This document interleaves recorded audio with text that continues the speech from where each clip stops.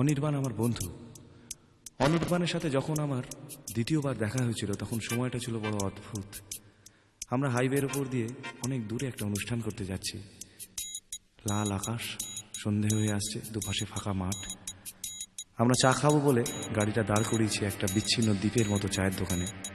এমন সময় দেখতে পেলাম লাল আকাশকে পেছনে রেখে একটা ছেলে মাঠ পার হয়ে আমার দিকে এগিয়ে আসছে।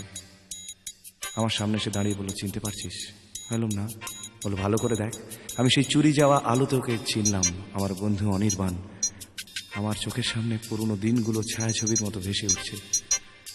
আমি ওকে প্রশ্ন করলাম, অনির্বাণ তুই এখানে? ও বলল, তাই তো কথা ছিল বন্ধু, আমাদের তো এখানেই থাকার কথা ছিল।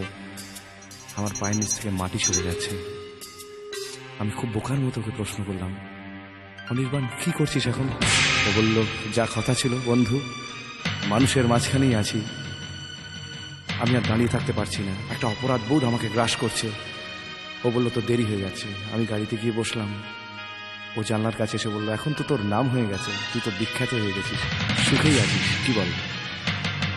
আমার গাড়ি স্টার্ট নিয়ে নিয়েছে। অনির্বাণ আমার জীবন থেকে মিলেই যাচ্ছে।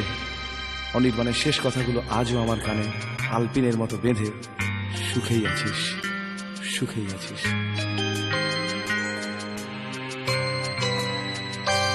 দেখে যা অনির্বাণ, কি সুখে রয়েছে প্রাণ।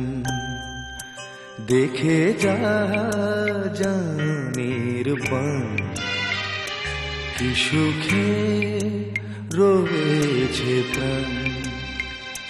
কি সুখে রয়েছি আমি, কি সুখে বেঁচেছি গান। যা অনির্বাণ, কি সুখে রয়েছে প্রাণ।